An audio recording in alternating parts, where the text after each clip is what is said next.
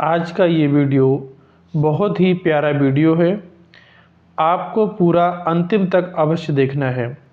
आज हम बात करते हैं कि पीपल की पूजा करने से हमें क्या प्राप्त होता है और पीपल को काटने से हमें कितना बड़ा पाप भोगना पड़ता है।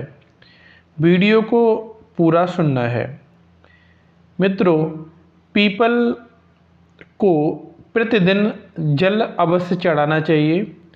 आप रविवार के दिन, संडे वाले दिन पीपल को जल नहीं चढ़ाना है। आपको हो सके तो शनिवार वाले दिन शाम को एक दीपक अवश्य जलाना। इसके पीछे हम आपको एक कहानी की तरफ ले चलते हैं कि पीपल पर जल चढ़ाने से क्या मिला और पीपल को काटने से क्या प्राप्त हुआ। एक महात्मा जी थे, उनके आश्रम में एक पीपल था। वो उस पीपल की सेवा करते थे और जल चढ़ाते थे। एक बार क्या हुआ कि जो नाम उन महात्मा का था, उन्हीं नाम का कोई दूसरा व्यक्ति था, पड़ोस में रहता था। उसका समय आ गया, यमराज जी लेने आए तो धोखे से उस व्यक्ति के बदले इन्हें उठा ले गए। अब इन्हें लेकर के ऊपर पहुँचे, धर्मराज के सामने प्रस्तुत किया। उन्होंने बोला, इन्हें क्यों लेके आए हो? ये तो बहुत बड़े महात्मा हैं, इन्हें तो नहीं लाना चाहिए था। वो दूसरा व्यक्ति है जिसका समय आ चुका है। अरे ये तो पीपल की पूजा करते हैं, पीपल को जल अर्पित करते हैं। उन्होंने कहा, इन्हें वापस करके आओ नीचे, इन्हें छोड़ करके आओ वहीं पर जहां से लेके आए हो।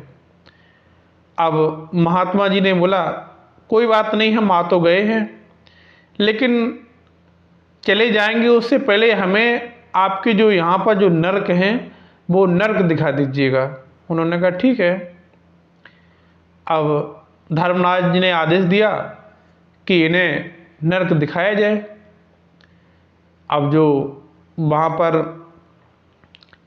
यमराज के दूत थे, उन्होंने बारी बारी से प्रत्येक जो कमरे बने हुए थे, जो वहाँ पर जिन्हें सज़ा मिल रही थी, कोई तो चिल्ला रहा है, किसी को गर्म मिट्टी में, बालू में घुमाया जा रहा है, किसी को तपती हुई भट्टी में झोंका जा रहा है, किसी को कीड़े मकोड़े खिलाए जा रहे हैं। ऐसे पता नहीं कितने तरह से उन्हें उसकी दंड मिल रहा है। और वो महात्मा जी ने देखा, उनका हृदय एकदम चीर चीर हो गया। उन्होंने कहा, इन्हें इतनी बड़ी सजा मिल रही है। तो अब वो सब, जब महात्मा जी पहुंचे, अब वो सब चिल्लाने लगे, बचाओ बचाओ बचाओ बचाओ, रक्षा करो रक्षा करो। तो महात्मा जी ने कहा कि आपको मनुष्य का जन्म तो मिला होगा, क्या मनुष्य जन्म में आपने कभी पीपल की पूजा नहीं की, पीपल को कभी जल अर्पित नहीं किया? उन्होंने कहा नहीं। फिर कि क्या पाप क्या किया है? किसी ने कहा, मैंने झूठी गवाही दी, किसी ने कहा मैंने पराई स्त्री का शोषण किया, किसी ने कहा मैंने बेफिजूल किसी को मारा, किसी ने कहा मैंने अतिथियों को परेशान किया। नाना प्रकार की समस्याएं अपने अपने लोग बताने लगे। अब वहाँ से धर्मराज ने कहा, अब जाओ, आपने देख लिया है, अब नीचे जाइए। उन्होंने कहा नहीं, हम ऐसी इनकी स्थिति है, ऐसे चीख रहे हैं, चिल्ला रहे हैं, इन्हें ऐसे कैसे छोड़ के जा सकते हैं। उन्होंने नारायण का ध्यान किया, बोले, हे प्रभु, मेरी आपने थोड़ी सी भी पूजा अगर स्वीकार की हो तो मुझे शक्ति दो। तो नारायण जी प्रकट हो गए, बोले क्या चाहिए आपको? बोले प्रभु, जो ये चीख रहे हैं, चिल्ला रहे हैं, इन्हें उद्धार कर दीजिएगा। उन्होंने कहा ठीक है। अब उन्होंने आदेश दिया तो धीरे धीरे सारे लोग वहां से स्वर्गलोक की तरफ जाने लगे। कुछ व्यक्ति बच गए। अब उन्होंने प्रश्न किया कि ये व्यक्ति कौन है? बाकी लोग तो चले गए, ये व्यक्ति कौन है जो इसमें बच गए हैं? तो नारायण ने कहा, पीपल में ब्रह्मा विष्णु महेश तीनों लोगों का वास होता है, स्वयं हमारा वास है।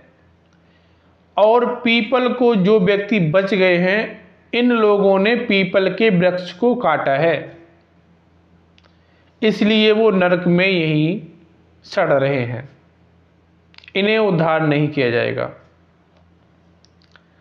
और बाकी लोग जो थे, उन ब्राह्मण के अनुरोध पर नारायण प्रभु ने उन्हें उद्धार कर दिया। तो मित्रों देखिएगा, पीपल पर अगर आप जल अर्पित करते हैं तो कितनी बड़ी शक्ति एक ब्राह्मण ने प्राप्त की थी। तो हम और आप तो कुछ न कुछ तो उसका अंश तो पा सकते हैं। पीपल के वृक्ष की पूजा आपको रविवार को नहीं करनी है और प्रत्येक दिन पीपल के वृक्ष पर जल अर्पित करना है। शनिवार को शाम के समय पीपल के वृक्ष के पास दीपक अवश्य जलाइएगा, इससे बहुत बड़ी पुण्य की प्राप्ति होती है। अगर हो सके तो पीपल का वृक्ष लगाना, कभी भी पीपल का वृक्ष काटने की राय भी मत देना किसी को, नहीं तो नरक के हकदार अवश्य बनोगे। क्योंकि पीपल का वृक्ष कभी काटा नहीं जाता, लेकिन जो लोग जिन्होंने पीपल के वृक्ष को कटवाया तो उन्हें नरक ही भोगना पड़ा, वो स्वर्ग की तरफ नहीं जा पाए। मित्रों, तो मैंने कहानी के जरिए आपको बता दिया है, पीपल के वृक्ष को जल चढ़ाने से क्या लाभ मिलता है, पीपल के वृक्ष को काटने से क्या हानि प्राप्त होती है। एक कहानी के माध्यम से आपको मैंने समझा दिया है। अगर वीडियो अच्छा लगा है तो अपने दोस्तों के साथ शेयर करिएगा और एक लाइक करके अवश्य जाइएगा। मिलता हूँ अगले वीडियो में, तब तक के लिए हर हर महादेव।